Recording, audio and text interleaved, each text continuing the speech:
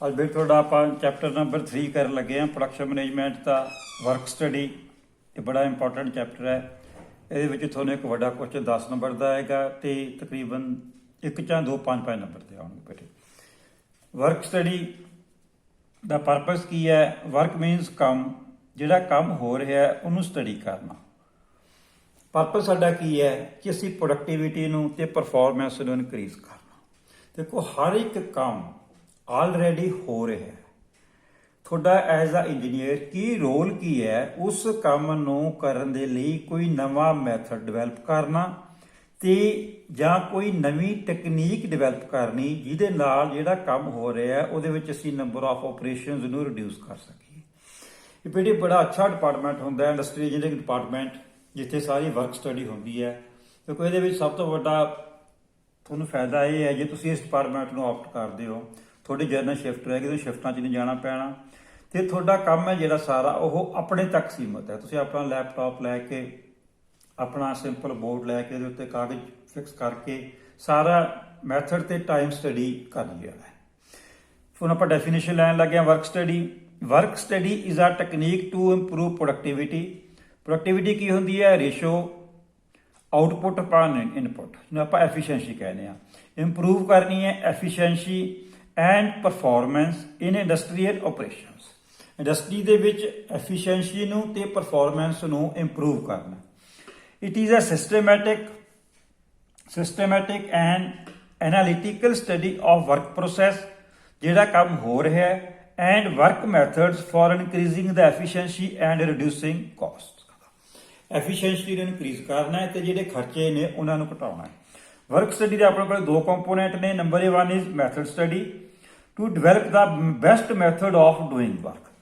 ਤੁਹਾਨੂੰ ਪਹਿਲਾਂ ਦੱਸਿਆ ਕਿ ਦੇਖੋ ਆਲਰੇਡੀ ਤਕਰੀਬਨ ਸਾਰੇ ਕੰਮ ਇੰਡਸਟਰੀਆਂ ਦੇ ਵਿੱਚ ਹੋ ਰਹੇ ਨੇ। ਤੁਹਾਡੀ ਐਜ਼ ਅ ਇੰਜੀਨੀਅਰ ਰੋਲ ਇਹ ਹੈ ਕਿ ਤੁਸੀਂ ਕੋਈ ਨਵਾਂ ਮੈਥਡ ਡਿਵੈਲਪ ਕਰਨਾ ਹੈ ਉਸ ਕੰਮ ਨੂੰ ਕਰਨ ਦੇ ਲਈ, ਜਿਸ ਦੇ ਨਾਲ ਉਹਦੇ ਵਿੱਚ ਮੈਨ ਮਟੀਰੀਅਲ ਮਸ਼ੀਨ ਮਨੀ ਦੀ ਸੇਵਿੰਗ ਹੋ ਰਹੀ ਹੋਵੇ। Work measurement to determine the standard time for completing the work. ਜਿਹੜਾ ਕੰਮ ਕਰਨਾ ਹੈ ਉਹਦੇ ਲਈ ਸਾਰੇ ਅਲਾਊਂਸਸ ਪਾ ਕੇ ਕਿੰਨਾ ਸਟੈਂਡਰਡ ਟਾਈਮ ਬਣਿਆ ਉਹਨੂੰ ਕੈਲਕੂਲੇਟ ਕਰਨਾ। ਇਸ ਕਰਕੇ ਤੁਹਾਨੂੰ ਮੈਂ ਕਹਿ ਰਿਹਾ ਕਿ ਜੇ ਤੁਸੀਂ ਇਸ ਡਿਪਾਰਟਮੈਂਟ ਨੂੰ ਜੁਆਇਨ ਕਰਦੇ ਹੋ ਤਾਂ ਤੁਸੀਂ ਦੇਖੋ ਤੁਹਾਡਾ ਕੋਈ ਵੀ ਡਾਇਰੈਕਟ ਵਰਕਫੋਰਸ ਜਿਹੜੇ ਟੈਕਨੀਸ਼ੀਅਨਸ ਦੇ ਨਾਲ ਨੇ, ਲੇਬਰ ਦੇ ਨਾਲ ਤੁਹਾਡਾ ਕੋਈ ਵਾਹ ਨਹੀਂ ਪੈਣਾ। ਤੁਸੀਂ ਸਿਰਫ ਆਪਣੇ ਤੱਕ ਸੀਮਤ ਰਹਿਣ ਤੇ ਆਪਣਾ ਕੰਮ ਕਰੀ ਜਾਣਾ। ਦੇਖੋ ਪਰਪਸ ਕੀ ਹੈ ਵਰਕ ਸਟੱਡੀ ਦਾ? ਮੈਥਡ ਸਟੱਡੀ ਤੇ ਵਰਕ ਮੈਜ਼ਰਮੈਂਟ। ਪਰਪਸ ਕੀ ਹੈ? Higher productivity. ਸਾਡਾ ਮੇਨ ਪਰਪਸ ਕੀ ਹੈ? ਨਵਾਂ ਮੈਥਡ ਡਿਵੈਲਪ ਕਰੋ ਤੇ ਨਵੀਆਂ ਟੈਕਨੀਕਸ ਡਿਵੈਲਪ ਕਰੋ ਟਾਈਮ ਦੀਆਂ ਤੇ ਪ੍ਰੋਡਕਟਿਵਿਟੀ ਇਨਕਰੀਜ਼ ਕਰਨੀਆਂ ਨੇ। ਵਰਕ ਸਟੱਡੀ ਦੇ ਕੰਪੋਨੈਂਟਸ ਨੇ 2। Work study used to associate 2 interdependent groups of techniques called work measurement and method study. ਆਪਣੇ ਕੋਲ ਮੈਥਡ ਸਟੱਡੀ ਹੈ ਤੇ ਵਰਕ ਮੈਜ਼ਰਮੈਂਟ ਹੈ। ਪ੍ਰੋਸੀਜਰ ਫॉर ਵਰਕ ਸਟੱਡੀ, ਇਹਦੇ ਲਈ ਆਪਣੇ ਕੋਲੇ ਡਿਫਰੈਂਟ ਸਟੈਪਸ ਨੇ। ਸਭ ਤੋਂ ਪਹਿਲਾਂ ਆਪਣੇ ਕੋਲੇ ਕੀ ਹੈ? ਸਿਲੈਕਟ। ਜਿਹੜੀ ਜੌਬ ਦੀ ਆਪਾਂ ਸਟੱਡੀ ਕਰਨਾ ਚਾਹੁੰਦੇ ਹਾਂ, ਜਿਹਦੇ ਲਈ ਆਪਾਂ ਕੋਈ ਨਵਾਂ ਮੈਥਡ ਡਿਵੈਲਪ ਕਰਨਾ ਚਾਹੁੰਦੇ ਹਾਂ, ਕਿਤੇ ਟਾਈਮ ਨੂੰ ਰਿਡਿਊਸ ਕਰਨਾ ਚਾਹੁੰਦੇ ਹਾਂ, ਪਹਿਲਾਂ ਜੌਬ ਸਿਲੈਕਟ ਕਰੋ। ਫਿਰ ਉਹਦੇ ਸਾਰੇ ਫੈਕਟਸ ਨੂੰ, ਉਹਦੀਆਂ ਸਾਰੀਆਂ ਆਬਜ਼ਰਵੇਸ਼ਨਸ ਨੂੰ ਰਿਕਾਰਡ ਕਰੋ ਸਾਰੀਆਂ ਨੂੰ। ਫਿਰ ਉਹਨੂੰ ਐਗਜ਼ਾਮਾਈਨ ਕਰੋ ਕ੍ਰਿਟੀਕਲੀ। ਫਿਰ ਉਹਨੂੰ ਡਿਵੈਲਪ ਕਰੋ। ਡਿਵੈਲਪ ਕੀ ਕਰਨਾ? ਮੋਸਟ ਇਕੋਨੋਮਿਕ ਮੈਥਡ, ਉਹਨੂੰ ਕਰਨ ਦਾ ਸਭ ਤੋਂ ਸਸਤਾ ਤੇ ਕਾਸਟ ਇਫੈਕਟਿਵ ਤਰੀਕਾ।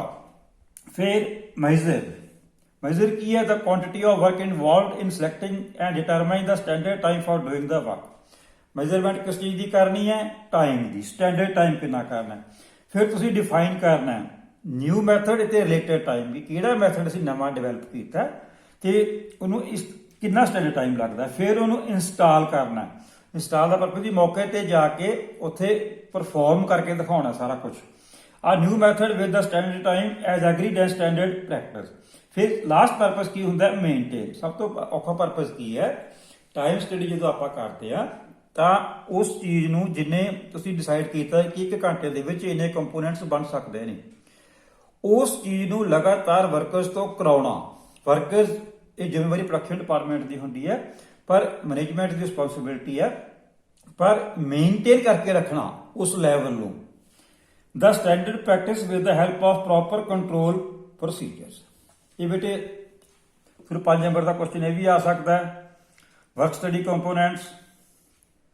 ਸੈਕੰਡ ਕੀ ਹੈ, ਪ੍ਰੋਸੀਜਰ ਆਫ ਵਰਕ ਸਟੱਡੀ। ਇਹ ਤੁਹਾਨੂੰ 5 ਨੰਬਰ ਦੇ ਕੁਐਸਚਨ ਆ ਸਕਦੇ ਨੇ। ਹੁਣ ਆਪਾਂ ਅੱਗੇ ਕਰ ਰਹੇ ਹਾਂ basic procedure of work study. ਆਪਾਂ ਪਹਿਲਾਂ ਵੀ ਕੀਤਾ, ਵਰਕ ਸਟੱਡੀ ਦੇ ਦੋ ਕੰਪੋਨੈਂਟਸ ਨੇ, ਮੈਥਡ ਸਟੱਡੀ ਤੇ ਵਰਕ ਮੈਜ਼ਰਮੈਂਟ। ਆਪਾਂ ਇੱਥੇ ਲਿਖਤਾ ਹੈ ਕਿ ਮੈਥਡ ਸਟੱਡੀ ਤੇ ਵਰਕ ਮੈਜ਼ਰਮੈਂਟ। ਵਰਕ ਸਟੱਡੀ ਦੇ ਦੋ ਕੰਪੋਨੈਂਟ ਨੇ। ਮੈਥਡ ਸਟੱਡੀ, ਪਹਿਲਾਂ ਅਸੀਂ ਸਿਲੈਕਟ ਕਰਨਾ ਮੈਥਡ, ਕਿਹੜਾ ਮੈਥਡ ਨੂੰ ਅਸੀਂ ਸਟੱਡੀ ਕਰ ਰਹੇ ਹਾਂ, ਫਿਰ ਉਹਦੇ ਸਾਰਾ ਰਿਕਾਰਡ ਕਰਨਾ ਉਹਦੇ ਫੈਕਟਸ ਨੂੰ, ਫਿਰ ਐਗਜ਼ਾਮਾਈਨ ਕਰਨਾ, ਫਿਰ ਡਿਵੈਲਪ ਕਰਨਾ ਨਿਊ ਮੈਥਡ, ਕਿਉਂਕਿ ਆਲਰੇਡੀ ਕੰਮ ਹੋ ਰਿਹਾ, ਤੁਸੀਂ ਕਿਹੜਾ ਮੈਥਡ ਨਵੀਂ ਡਿਵੈਲਪ ਕਰ ਰਹੇ ਹੋ ਕੰਮ ਕਰਨ ਦਾ, ਇੰਸਟਾਲ ਦਾ ਨਿਊ ਮੈਥਡ, ਫਿਰ ਉਹਨੂੰ ਮੇਨਟੇਨ ਕਰਕੇ ਰੱਖਣਾ। ਇਸੇ ਤਰ੍ਹਾਂ ਹੀ ਵਰਕ ਮੈਜ਼ਰਮੈਂਟ, ਜੇ ਅਸੀਂ ਸਟੈਂਡਰਡ ਟਾਈਮ ਕੈਲਕੂਲੇਟ ਕੀਤਾ, ਪਹਿਲਾਂ ਸਿਲੈਕਟ ਕਰੋ ਜਿਹੜੀ ਟਾਸਕ ਨੂੰ ਤੁਸੀਂ ਸਟੱਡੀ ਕਰਨਾ ਹੈ, record the facts, analyse the facts, measure the task, compile the standard time, define method and it's related time. ਤੁਸੀਂ ਮੈਥਡ ਤੇ ਕਿੰਨਾ ਟਾਈਮ ਉਹਨੂੰ ਲੱਗਣਾ, ਉਹਨੂੰ ਸਾਰੇ ਨੂੰ ਇੱਥੇ ਬਲੈਕ ਐਂਡ ਵਾਈਟ ਫਿਗਰ ਦੇ ਵਿੱਚ ਲੈ ਕੇ ਆਓ। Method study aims at finding the best possible manufacturing procedure which involves least time. It is used to simplify the job and develop more economical and effective method of doing the work. ਕੋਈ ਬੇਟੇ ਤੁਸੀਂ industrial training ਦੇ ਵਿੱਚ ਜਾ ਕੇ ਦੇਖਿਆ ਤੁਸੀਂ ਕਿ ਇਹ ਸਿੰਪਲ ਆਪਾਂ ਲਿਖਿਆ ਇੱਥੇ existing method of doing the work.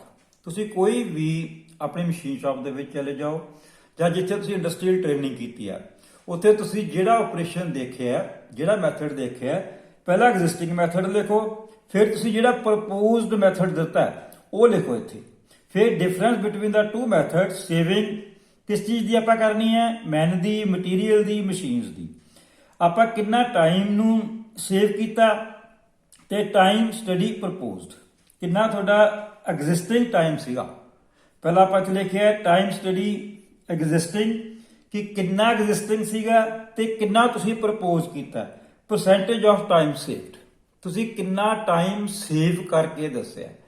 ਤੁਸੀਂ ਆਪਾਂ ਡਿਫਰੈਂਟ ਅੱਗੇ ਸਾਰਾ ਕਰਾਂਗੇ, ਕਿੰਨੇ ਆਪਰੇਸ਼ਨਸ ਵਿੱਚੋਂ ਐਲੀਮੀਨੇਟ ਕੀਤੇ, ਕਿੰਨੇ ਤੁਸੀਂ ਇਨਸਪੈਕਸ਼ਨਸ ਐਲੀਮੀਨੇਟ ਕੀਤੀਆਂ, ਕਿੰਨੀ ਟਰਾਂਸਪੋਰਟੇਸ਼ਨ ਵਿੱਚੋਂ ਐਲੀਮੀਨੇਟ ਕੀਤੀ।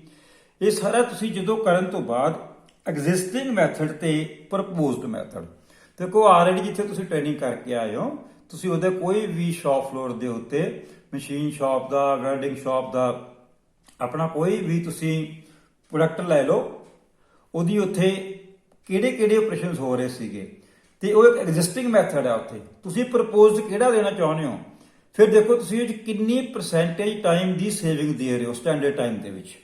ਉਹਦੇ ਨਾਲ ਕੀ ਹੈ, ਆਪਣੀ ਪ੍ਰੋਡਕਟਿਵਿਟੀ ਇਨਕਰੀਜ਼ ਹੋਏਗੀ, ਐਫੀਸ਼ੀਐਂਸੀ ਇਨਕਰੀਜ਼ ਹੋਏਗੀ ਉਹਦੇ ਨਾਲ। ਅੱਗੇ ਆਪਣੇ ਕੋਲੇ ਆ ਗਿਆ difference between production and productivity. Production ਕੀ ਹੁੰਦੀ ਹੈ ਕਿ ਆਪਾਂ ਨੰਬਰ ਆਫ ਯੂਨਿਟ ਪ੍ਰੋਡਕਟਸ ਕਿੰਨੇ ਪ੍ਰੋਡਿਊਸ ਕੀਤੇ, ਇੱਕ ਦਿਨ ਦੇ ਵਿੱਚ ਜਾਂ ਇੱਕ ਹਫ਼ਤੇ ਦੇ ਵਿੱਚ ਜਾਂ ਇੱਕ ਮਹੀਨੇ ਦੇ ਵਿੱਚ। ਸਾਡਾ ਰੋਜ਼ ਦਾ ਟਾਰਗੇਟ ਕੀ ਹੈ, ਆਪਾਂ ਪ੍ਰੋਡਕਸ਼ਨ ਕਹਿੰਦੇ ਆ। It may be expressed in terms of number of products produced per unit time, that is number of cars produced per day, per month, per year. Productivity ਕੀ ਹੁੰਦੀ ਹੈ, ਰੇਸ਼ੋ, ਕਿ ਆਊਟਪੁੱਟ ਅਪਨ ਇਨਪੁੱਟ, ਕਿ ਕਿੰਨੇ ਆਪਾਂ inputs ਦਿੱਤੀਆਂ, ਤੁਹਾਨੂੰ ਮੈਂ ਫਸਟ ਚੈਪਟਰ 'ਚ ਕਰਾਇਆ ਸੀ, ਫਿਰ ਆਪਾਂ ਨੂੰ ਕਨਵਰਸ਼ਨ ਕੀਤੀ ਪ੍ਰੋਸੈਸ ਦੇ ਵਿੱਚ, ਤੇ ਆਪਾਂ ਉਹਨੂੰ ਆਊਟਪੁੱਟ ਕੀਤਾ। ਜਿਹੜੀ ਦੋਨਾਂ ਦੀ ਰੇਸ਼ੀਓ ਆਊਟਪੁੱਟ ਤੇ ਇਨਪੁੱਟ ਦੀ, ਉਹਨੂੰ ਆਪਾਂ ਕਹਿੰਦੇ productivity. It is the efficiency or effectiveness of manufacturing process, productivity output upon input। ਦੇਖੋ ਆਪਾਂ ਇਨਪੁੱਟ ਦੇ ਵਿੱਚ ਮਸ਼ੀਨਾਂ ਵੀ ਹੁੰਦੀਆਂ ਨੇ, ਮਟੀਰੀਅਲ ਵੀ ਹੁੰਦਾ ਹੈ, ਤੇ ਮੈਨ ਪਾਵਰ ਵੀ ਹੁੰਦੀ ਹੈ। Therefore we can have labor productivity, machine productivity, material productivity और energy productivity। ਆਪਾਂ એનર્ਜੀ ਕਿੰਨੀ ਰਿਡਿਊਸ ਕੀਤੀ ਆ। Productivity, quantity of goods and services produced upon amount of resources used। Methods to improve productivity। ਅੱਜ ਕੱਲ੍ਹ ਦੇਖੋ ਸਭ ਤੋਂ ਜਿਹੜਾ ਇੰਪੋਰਟੈਂਟ ਫੰਕਸ਼ਨ ਹੈ ਟੈਕਨੋਲੋਜੀ। ਦੇਖੋ ਟੈਕਨੋਲੋਜੀ ਜਿੰਨੀ ਜ਼ਿਆਦਾ ਐਡਵਾਂਸ ਹੋਏਗੀ, ਓਨੀ ਹੀ ਪ੍ਰੋਡਕਟਿਵਿਟੀ ਜ਼ਿਆਦਾ ਇਨਕਰੀਜ਼ ਹੋਏਗੀ। ਟੈਕਨੋਲੋਜੀ ਬੇਸਡ ਇੰਪਰੂਵਮੈਂਟਸ, CAD ਹੈ, CAM ਹੈ, ਰੋਬੋਟਿਕਸ ਹੈ, ਲੇਜ਼ਰ ਟੈਕਨੋਲੋਜੀ ਹੈ। ਇੰਪਲਾਈਜ਼ ਬੇਸਡ ਇੰਪਰੂਵਮੈਂਟਸ, ਦੇਖੋ ਇੰਪਲਾਈਜ਼ ਨੂੰ, ਵਰਕ ਫੋਰਸ ਨੂੰ ਆਪਾਂ ਫਿਨੈਂਸ਼ੀਅਲੀ ਇਨਸੈਂਟਿਵ ਦੇ ਸਕਦੇ ਹਾਂ, ਕੋਈ ਕੰਮ ਜ਼ਿਆਦਾ ਕਰਨ ਦੇ ਲਈ ਨਾਨ ਫਾਈਨੈਂਸ਼ੀਅਲ ਇਨਸੈਂਟਿਵ ਦੇ ਸਕਦੇ ਹਾਂ, ਉਹਨੂੰ ਪ੍ਰਮੋਸ਼ਨ ਵਗੈਰਾ ਦੇ ਸਕਦੇ ਹਾਂ। Material based improvements, waste elimination, ਕੋਈ ਜਿਹੜਾ ਰਾ ਮਟੀਰੀਅਲ ਅਸੀਂ ਯੂਜ਼ ਕੀਤਾ, ਕੋਸ਼ਿਸ਼ ਕਰੋ ਉਹਦੇ ਵਿੱਚ ਕੋਈ ਵੀ ਮਟੀਰੀਅਲ ਦੀ ਵੇਸਟੇਜ ਨਾ ਹੋਵੇ।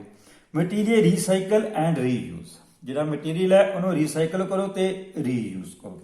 Processed based improvements, job evaluation, work simplification, ਜਿਹੜਾ ਪ੍ਰੋਸੈਸ ਅਸੀਂ ਫਾਲੋ ਕਰ ਰਹੇ ਹਾਂ। ਪ੍ਰੋਡਕਟ ਬੇਸਡ ਇੰਪਰੂਵਮੈਂਟਸ, ਸਟੈਂਡਰਡਾਈਜੇਸ਼ਨ, ਇਹ ਬੜਾ ਇੰਪੋਰਟੈਂਟ ਆ ਗਿਆ, ਆਪਾਂ ਕਰਾਂਗੇ। ਇਹ ਟਰਮ ਸਟੈਂਡਰਡਾਈਜੇਸ਼ਨ ਬਹੁਤ ਜ਼ਿਆਦਾ ਇੰਪੋਰਟੈਂਟ ਹੈ। ਐਂਡ ਸਿੰਪਲੀਫਿਕੇਸ਼ਨ ਤੇ ਵੈਲਿਊ ਇੰਜੀਨੀਅਰਿੰਗ। ਪ੍ਰੋਡਕਟ ਬੇਸਡ ਆਪਾਂ ਕਿਹੜੀਆਂ ਇੰਪਰੂਵਮੈਂਟਸ ਉਹਦੇ ਵਿੱਚ ਕੀਤੀਆਂ ਨੇ।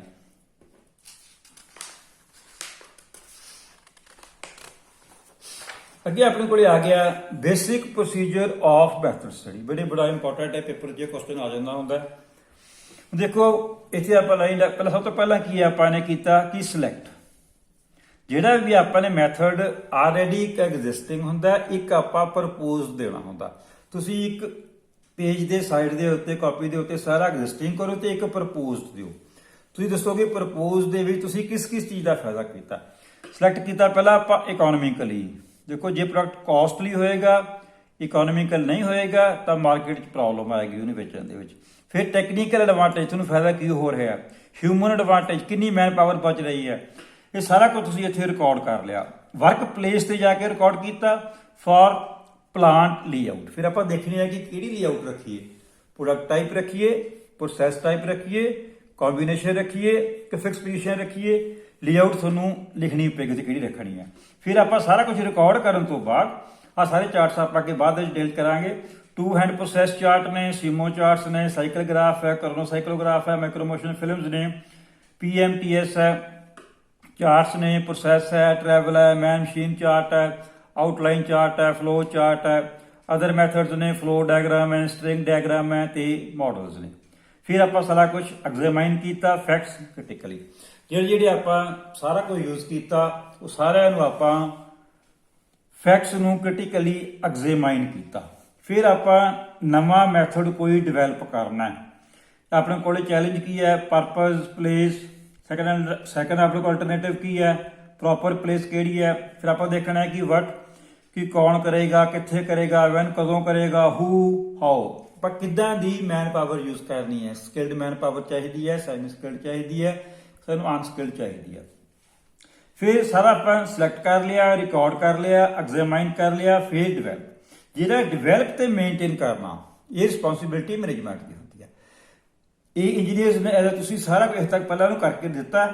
ਉਸ ਤੋਂ ਬਾਅਦ ਤੁਹਾਡੀ ਹੈਲਪ ਦੇ ਨਾਲ ਮੈਨੇਜਮੈਂਟ ਦੀ, ਟਾਪ ਮੈਨੇਜਮੈਂਟ ਦੇ ਜਿਹੜੇ ਮੈਨੇਜਰਸ ਨੇ ਨਾਲ ਰਲਣਗੇ ਤੁਹਾਡੇ, ਉਸ ਮੈਥਡ ਨੂੰ ਡਿਵੈਲਪ ਕਰਨਗੇ। Record of N improved method. ਜਦੋਂ ਤੁਸੀਂ ਇੱਕ ਇੰਪਰੂਵਡ ਮੈਥਡ ਦਿੱਤਾ, ਉਹਦੇ ਵਿੱਚ ਇੱਕ ਤਾਂ ਤੁਸੀਂ ਇਹ ਦੱਸਣਾ ਹੈ ਕਿ ਜਿਹੜਾ ਤੁਹਾਡਾ ਐਗਜ਼ਿਸਟਿੰਗ ਮੈਥਡ ਸੀਗਾ ਤੁਸੀਂ ਉਹਦੇ ਵਿੱਚ ਕੀ ਚੇਂਜ ਕੀਤੀ ਹੈ। ਸੈਕੰਡ, ਜਿਹੜਾ ਸਟੈਂਡਰਡ ਟਾਈਮ ਆਲਰੇਡੀ ਪ੍ਰੋਡਕਟ ਨੂੰ ਪ੍ਰੋਡਿਊਸ ਕਰਨ ਦੀ ਲੱਗ ਰਿਹਾ ਸੀ, ਤੁਸੀਂ ਉਹਦੇ ਵਿੱਚ ਕਿੰਨਾ ਟਾਈਮ ਸੇਵਿੰਗ ਕੀਤੀ ਹੈ। ਫਿਰ ਉਹਨੂੰ ਤੁਸੀਂ ਮੇਨਟੇਨ ਕਰਨਾ। ਇਹ ਵੀ ਸਭ ਤੋਂ ਔਖਾ ਕੰਮ ਕੀ ਹੈ, ਲਗਾਤਾਰ ਵਰਕ ਕਰਨਾ। ਜੇ 8 ਘੰਟੇ ਕੰਮ ਕਰਨਾ ਤਾਂ ਉਨੇ ਕੰਪੋਨੈਂਟਸ ਉਹਨੂੰ ਪ੍ਰੋਡਿਊਸ ਕਰਨੇ ਪੈਣਗੇ। Maintain, verify at regular interval that the improved method is defined in fact and use. Basic procedure of method study. ਬੇਟੇ ਬੜਾ ਇੰਪੋਰਟੈਂਟ ਹੈ, ਇਹ ਪੇਪਰ ਚ ਆ ਜਾਂਦਾ ਹੁੰਦਾ ਹਰ ਵਾਰੀ ਇਹ ਕੁਐਸਚਨ। ਬੇਸਿਕ ਕੰਪੋਨੈਂਟਸ ਕੀ ਨੇ ਆਪਣੇ ਕੋਲੇ, select, record, examine, develop and maintain. ਲਗਾਤਾਰ ਪ੍ਰੋਡਕਸ਼ਨ ਨੂੰ ਮੇਨਟੇਨ ਕਰਕੇ ਰੱਖਣਾ। ਇਸ ਤੋਂ ਅੱਗੇ ਬੇਟੇ ਪੇਪਰ ਦੇ ਵਿੱਚ ਆਪਣੇ ਕੋਲੇ ਆ ਗਏ ਫਲੋ ਚਾਰਟ, ਸਿੰਬਲਸ। ਇਹ ਪੇਪਰ ਦੇ ਵਿੱਚ ਕੁਐਸਚਨ ਆ ਜਾਂਦਾ ਹੁੰਦਾ ਸਿੰਬਲਸ ਦਾ, 5 ਨੰਬਰ ਦਾ ਕੁਐਸਚਨ ਆ ਜਾਂਦਾ ਹੁੰਦਾ। ਦੇਖੋ ਆਪਣੇ ਕੋਲੇ ਜਦੋਂ ਆਪਾਂ ਕੋਈ ਫਲੋ ਚਾਰਟ ਦੇਣਾ ਹੈ ਤਾਂ ਆਪਾਂ ਉਹਦੇ ਵਿੱਚ ਸਿੰਬਲਸ ਯੂਜ਼ ਕਰਦੇ ਆ। ਜਿਸ ਤਰ੍ਹਾਂ ਆਪਾਂ ਆਪਰੇਸ਼ਨ ਕਿਸੇ ਨੂੰ ਇੰਡੀਕੇਟ ਕਰਨਾ, ਆਪਾਂ ਸਰਕਲ ਬਣਾਵਾਂਗੇ ਉੱਥੇ। ਜੇ ਆਪਣੇ ਕੋਲੇ ਇਨਸਪੈਕਸ਼ਨ ਕਰ ਰਹੇ ਆ ਆਪਾਂ ਉੱਥੇ ਇਨਸਪੈਕਸ਼ਨ ਨਹੀਂ ਲਿਖਾਂਗੇ, ਆਪਾਂ ਉੱਥੇ ਇਦਾਂ ਰੈਕਟੈਂਗਲ ਸ਼ੋ ਕਰਾਂਗੇ। ਜੇ ਟਰਾਂਸਪੋਰਟੇਸ਼ਨ ਹੋ ਰਹੀ ਹੈ ਉੱਥੇ ਤਾਂ ਆਪਾਂ ਇਸ ਤਰ੍ਹਾਂ ਕਰਕੇ ਉੱਥੇ ਐਰੋ ਹੈਡ ਬਣਾਵਾਂਗੇ। ਜੇ ਡਿਲੇ ਹੈ ਤਾਂ ਸੈਮੀ ਸਰਕਲ ਬਣਾਵਾਂਗੇ। ਜੇ ਸਟੋਰੇਜ ਕਰਨੀ ਹੈ ਜਾਂ ਸਮਾਨ ਸਟੋਰ ਚੋਂ ਲੈਣਾ ਜਾਂ ਸਟੋਰੇਜ ਕਰਨੀ ਹੈ ਆਪਾਂ ਉਹਦੀ, ਤਾਂ ਆਪਾਂ ਇਸ ਤਰ੍ਹਾਂ ਟ੍ਰਾਇੰਗਲ ਬਣਾਵਾਂਗੇ। ਜੇ ਦੋ ਆਪਰੇਸ਼ਨ ਇਕੱਠੇ ਨੇ, ਟਰਾਂਸਪੋਰਟੇਸ਼ਨ ਤੇ ਇਨਸਪੈਕਸ਼ਨ, ਦੇਖੋ ਆਪਣੇ ਕੋਲੇ ਕੀ ਹੈ, ਟਰਾਂਸਪੋਰਟੇਸ਼ਨ ਹੈ ਤੇ ਆਪਣੇ ਕੋਲੇ ਕੀ ਹੈ, ਇਨਸਪੈਕਸ਼ਨ ਹੈ। ਤਾਂ ਦੋ ਸਿੰਬਲਸ ਆਪਣੇ ਕੋਲੇ ਇਕੱਠੇ ਹੋ ਗਏ। ਜੀ ਆਪਰੇਸ਼ਨ ਐਂਡ ਟਰਾਂਸਪੋਰਟੇਸ਼ਨ, ਆਪਣੇ ਕੋਲੇ ਕੀ ਹੈ, ਆਪਰੇਸ਼ਨ ਹੈ ਤੇ ਆਪਣੇ ਕੋਲੇ ਕੀ ਹੈ, ਟਰਾਂਸਪੋਰਟੇਸ਼ਨ। ਜਿਹੜਾ ਸਰਕਲ ਹੈ ਉਹ ਹੈਗਾ ਸਿੰਬਲ ਆਪਰੇਸ਼ਨ ਦਾ ਤੇ ਜਿਹੜਾ ਐਰੋ ਹੈਡ ਹੈ ਇਹ ਹੈਗਾ ਆਪਣੇ ਕੋਲੇ ਟਰਾਂਸਪੋਰਟੇਸ਼ਨ ਦਾ। ਜੇ ਆਪਣੇ ਕੋਲੇ ਇਨਸਪੈਕਸ਼ਨ ਐਂਡ ਆਪਰੇਸ਼ਨ ਇਕੱਠੇ ਹੋ ਰਹੇ ਨੇ ਆਪਣੇ ਕੋਲ ਦੇਖੋ ਆ ਜਿਹੜਾ ਹੈਗਾ ਇਨਸਪੈਕਸ਼ਨ ਦਾ ਤੇ ਆ ਆਪਣੇ ਕੋਲ ਹੈਗਾ ਆਪਰੇਸ਼ਨ ਦਾ। ਜਦੋਂ ਤੁਸੀਂ ਕੋਈ ਵੀ ਚਾਰਟ ਡਰਾ ਕਰਨਾ ਹੈ ਐਜ਼ ਅ ਇੰਜੀਨੀਅਰ, ਤੁਸੀਂ ਉੱਥੇ ਸਿੰਬਲਸ ਯੂਜ਼ ਕਰਨੇ ਨੇ। ਅੱਗੇ ਆਪਾਂ ਚਾਰਟ ਸਾਰੇ ਕਰਨੇ ਵੀ ਨੇ। Symbols are used to represent the charts for better and quick understanding of the charts. The process charts use the following 5 basic symbols in addition to these symbols. ਦੇਖੋ ਬੇਟਾ, ਜਦੋਂ ਤੁਸੀਂ ਇੰਡਸਟਰੀ ਦੇ ਵਿੱਚ ਜਾਣਾ ਹੈ, ਤੁਹਾਡੀ ਕਿਤੇ ਵੀ ਡਿਊਟੀ ਲੱਗਦੀ ਹੈ, ਕਿਸੇ ਵੀ ਸ਼ਾਪ ਫਲੋਰ ਦੇ ਉੱਤੇ ਲੱਗਦੀ ਹੈ, ਤੁਸੀਂ ਉੱਥੇ ਜਾ ਕੇ ਤੁਹਾਨੂੰ ਕੋਈ ਸਮਝ ਨਹੀਂ ਆ ਰਿਹਾ, ਉਹਨਾਂ ਦੇ ਪਹਿਲਾਂ ਤੁਸੀਂ ਫਲੋ ਜਿਹੜੇ ਪ੍ਰੋਸੈਸ ਚਾਰਟਸ ਨੇ, ਮੈਥਡ ਸਟੱਡੀ ਚਾਰਟਸ ਨੇ, ਵਰਕ ਮੈਜ਼ਰਮੈਂਟ ਦੇ ਚਾਰਟਸ ਨੇ, ਸਾਰੇ ਚਾਰਟਸ ਨੂੰ ਇਸ਼ੂ ਕਰਾਓ ਤੇ ਉਹਨਾਂ ਨੂੰ ਧਿਆਨ ਦੇ ਨਾਲ ਸਾਰਾ ਆਪ ਪੜੋ। ਫਿਰ ਜੇ ਤੁਹਾਨੂੰ ਨਹੀਂ ਪਤਾ ਲੱਗ ਰਿਹਾ ਤਾਂ ਤੁਸੀਂ ਉਹਨੂੰ ਨੈਟ ਦੇ ਉੱਤੇ ਸਟੱਡੀ ਕਰੋ। ਜੇ ਤੁਹਾਨੂੰ ਫਿਰ ਵੀ ਕੋਈ ਪ੍ਰੋਬਲਮ ਆ ਰਹੀ ਹੈ ਤਾਂ ਆਪਣੇ ਬੌਸ ਦੇ ਨਾਲ ਗੱਲ ਕਰੋ। ਦੇਖੋ, ਜਦੋਂ ਤੁਸੀਂ ਇੰਡਸਟਰੀ ਦੇ ਵਿੱਚ ਜੇ ਜਾ ਕੇ ਤੁਸੀਂ ਵਰਕਰਸ ਨੂੰ ਇਕੱਲੀ ਗੱਲ ਪੁੱਛੋਗੇ ਤਾਂ ਤੁਹਾਡਾ ਇਹਦੇ ਨਾਲ ਆਪਣਾ ਐਜ਼ ਅ ਇੰਜੀਨੀਅਰ ਇਮੇਜ ਤੇ ਕਾਲਜ ਦਾ ਇਮੇਜ ਖਰਾਬ ਹੁੰਦਾ। ਤੁਸੀਂ ਸਾਰਾ ਜਦੋਂ ਵੀ ਇੰਡਸਟਰੀ ਦੇ ਵਿੱਚ ਜਾਣਾ, ਤੁਸੀਂ ਕਿਸੇ ਵੀ ਸ਼ਾਪ ਦੇ ਵਿੱਚ ਕੰਮ ਕਰ ਰਹੇ ਹੋ, ਉਹ ਸਭ ਤੋਂ ਪਹਿਲਾਂ ਸਟੱਡੀ ਕਰਨ ਦੇ ਲਈ ਪਹਿਲਾਂ ਤੁਸੀਂ ਉੱਥੇ ਮੌਕੇ ਤੇ ਜਾਓ, ਸਾਰਾ ਕੰਮ ਨੂੰ ਐਗਜ਼ੈਕਟ ਦੇਖੋ, ਫਿਰ ਤੁਸੀਂ ਉਹਦੇ ਜਿਹੜੇ ਚਾਰਟਸ ਨੇ ਉਹਨਾਂ ਨੂੰ ਇਸ਼ੂ ਕਰਾਓ, ਉਸ ਚਾਰਟਸ ਨੂੰ ਪ੍ਰੋਪਰ ਸਟੱਡੀ ਕਰੋ ਤਾਂ ਕਿ ਤੁਹਾਨੂੰ ਕੱਲੀ ਚੀਜ਼ ਹੈ ਜਿਹੜੀ ਮੈਥਡ ਸਟੱਡੀ ਤੇ ਵਰਕ ਮੈਜ਼ਰਮੈਂਟ ਦੀ ਸਮਝ ਆ ਸਕੇ। ਤੇ ਆਪਣੇ ਕੋਲ ਦੇਖੋ ਫਲੋ ਪ੍ਰੋਸੈਸ ਚਾਰਟ ਦੇ ਵਿੱਚ operation, inspection, transportation, delay, storage, transportation and inspection, operation and transportation, inspection and operations. ਇਹ ਤੁਹਾਡਾ ਬੇਟੇ ਪਾਰਟ 1 ਹੈ। ਸਾਡਾ ਚੈਪਟਰ ਲੰਬਾ ਹੈ, ਮੈਂ ਤੁਹਾਨੂੰ 3 ਪਾਰਟਸ ਦੇ ਵਿੱਚ ਕਰਾਵਾਂਗਾ। ਥੈਂਕ ਯੂ ਬੇਟੇ।